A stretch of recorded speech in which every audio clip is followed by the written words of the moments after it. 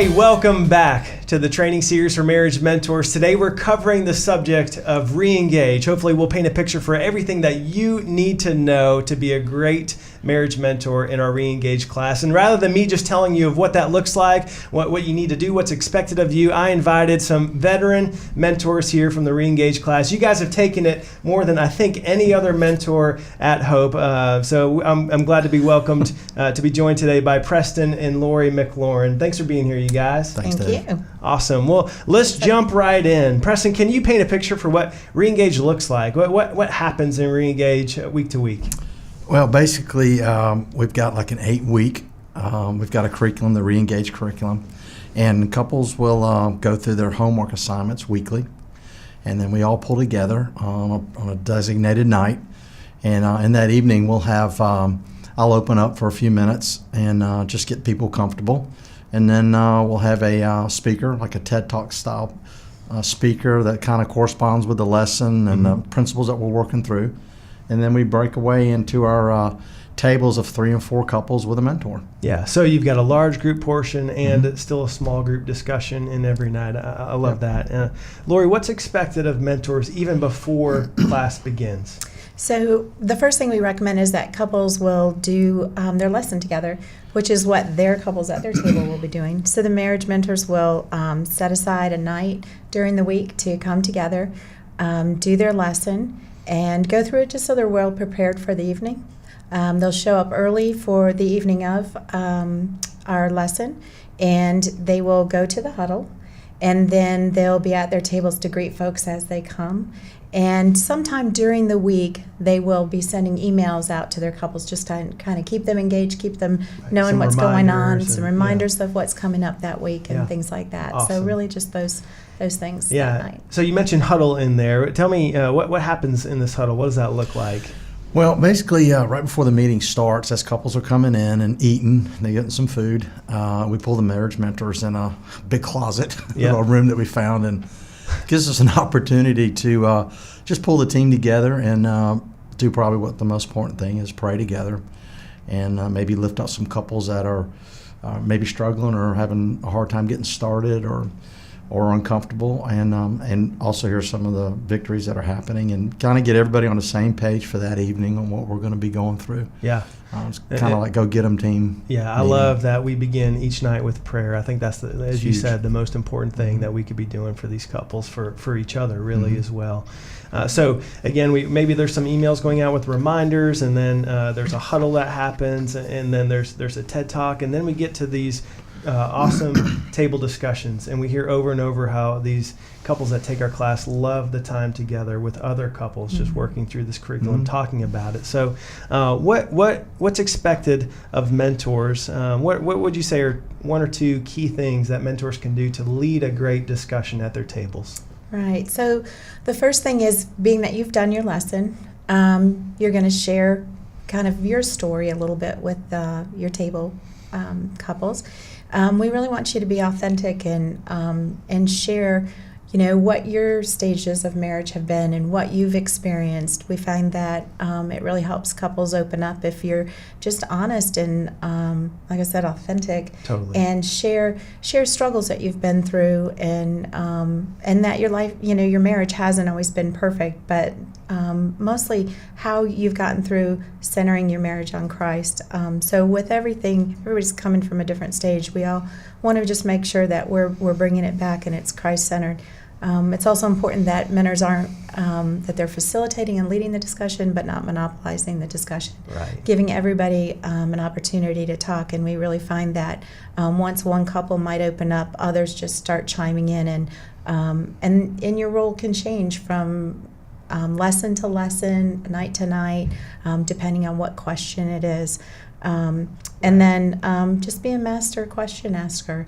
And it sounds crazy, question asker, but no, I think that's knowing when to get those questions going, and also being okay with some silence. Yeah. Sometimes people are just processing things and saying, should I say something, should I not? And so it's kind of balancing that stuff out. I think that's key, the topic of master question asker. I love that you said that, because it's not about teaching No. They're going to have a teacher. They're going to have this TED Talk. They're going to have a large Right. group time. And so the small group time, that discussion time, really your job as a mentor is to ask great questions and let Right. them share. And as you said, be authentic. That's huge. I've Yeah. noticed that as soon as, maybe 1 or 2 weeks go by and everybody's kind of, got their arms crossed and not really sharing. But as soon as someone becomes vulnerable and is willing to take a risk and share something that's going on, it's amazing how quickly other couples will likewise open Right. up, and the conversation will go much deeper. So that's awesome. So great tips are what we should do to lead a great discussion. What would you guys say are 1 or 2 things that mentors should never do? I think probably the biggest thing is putting somebody on the spot accidentally. We tend to want to see marriages grow right out of the gate, and we've got to be patient and understand that everybody's coming in a different situation. And I think it's key that the mentor couple really learn how to work off each other. One's watching body language, the other one's sharing, the other one's asking questions, and looking for that couple that might be, why am I here? I don't want to be here. I don't want to talk. And just loving them through that. Where we've had couples that actually start opening up week 7, Right. and that's perfect. Yeah. And some that open up the first night they show up. So Yeah. be But be patient with patient. them. Yeah, don't be put them patient on with the them, not spot, pushy, Right. and poke at them or anything Yeah. like that. And sometimes you might have a really hard question in the curriculum, something that really goes deep, and it's a great question to discuss just with your spouse. But in a small group setting, it can be really tough. So one of the Right. ways that you guys are able to handle some of those questions is by saying, rather than what did you write for this answer, to say, hey, talk about your experience sharing this Right. with your spouse. Yeah. It's another great way to dive into that, and then it gives them freedom to share if they're open to If they're it. comfortable. And then they Yeah. can also opt out and say, you know what, this was just kind of a painful experience for us. Well, all right. Right. Well, thanks for sharing. Sure. All right. Well, Perfect. great. How about after the class? We've talked about all the way up to this discussion time, but what happens, what's expected of mentors after the class lets out? Well, you've built relationships with couples, and our hope would be that you would continue that relationship, that you would continue to text, call them, check in on them. We have had groups that have gotten together, gone out for dinner. It's kind of like a small group Yeah. after a while. It You is. just, you've shared some really vulnerable spots in your life and in your marriage, and you build bonds, and there's a lot of hugging going on towards the end of our lessons. But keep in touch, chat, text with them, email them. If you know folks are still, going through some stuff, 8 weeks doesn't solve everything. Continue to walk through with them, check in on them, continue that relationship. Guys get together with guys, girls Yeah, get together with right. girls.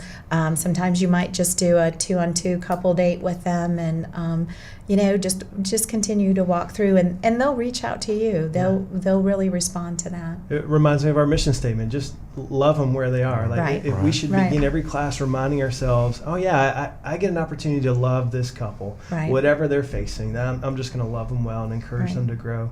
Yeah. What an awesome thing we get to do here. Yeah. Well, all right. You guys have a specific role as coaches. You are your marriage coaches, a little bit different than marriage mentors. Can you tell me just a quick, a few details of what that means for you guys and what mentors need to know about how you guys are going to interact with them? Well, part of it, we open the evening up and introduce the speakers, which is kind of logistics. But I think on the coaching side of mentors is really helping build that team of mentors. I tend to gravitate towards the guys, and I kind of like to see where they are. If I can get the guys to start falling in love with mentoring and help them walk through that, I think that's huge, especially for the guys, because a lot of the guys that come to ReEngage are either being dragged there or struggling, Right. and Yeah. it's tough for a man to go, hey, my marriage is not doing well. Right. And so as a coach, I really like to coach the mentor guys on how to really identify those guys that we need to Awesome. reach. And I just send weekly emails to them, to the mentors, to support what they're going to be doing the next week. And we just try to love on them and support them as much as we can and encourage them. And we're so thankful for what they do and, for stepping into people's lives like they are. So we just try to be that support system for them. Awesome. They have someone to turn to. Right. Yeah. Right. Awesome. So what's one thing that I haven't asked you guys that's really important that these mentors know before they jump into this ministry with us? What's the one thing you you'd want to share with them? I'd say utilize all the resources that we have. You have the coaches, which are us at our campus. You, as our marriage pastor, our other pastors, when don't feel like you have to have all the questions or all the answers to all the Right. questions. Don't feel like you have to fix anything. That's right. But there is some heavy stuff that comes along, and just knowing that there are places to turn, and we're not going to leave you dry on an island to figure it all That's out right. yourself. You're not With- alone, yeah, right. you've got some support, and We're all in this together. right. It's awesome. Right. Preston, what would you add? I think the mentors praying together and really, I've prayed this prayer. We've prayed this prayer that the couples that are difficult, that we learn how to fall in love with them to help them. That we really kind of target those that are, because we're not going to fall in love with everybody right out of the gate, but over time, I think it's important that mentors are praying together, and it's going to force you into the Word, Yeah. because you're going to start hearing things you're like, how do Yeah. I help them? Yeah. And our hope for you as mentors is that you would grow as you go through this process. Yes. And you're not just there to lead, or you're not just there to teach, but we want your marriage to grow and I'm sure that's true of my marriage. That's when yeah. Cindy and I Amen. led it, and I know it's true of you Absolutely. guys. Mhm. And you've been through it with 5, 6 times. something Yeah. like that, and you grow each time, don't you? Every I time. do, and have Awesome. fun. Yeah. Have yeah. fun doing it. It's a great thing. Oh, yeah. Great thing. So that's it. There you have it from Preston and Lori, our resident experts, the boots on the ground, making it happen. If you have any questions for us, feel free to drop us a line at marriage@gethope.net. We'll see you next time.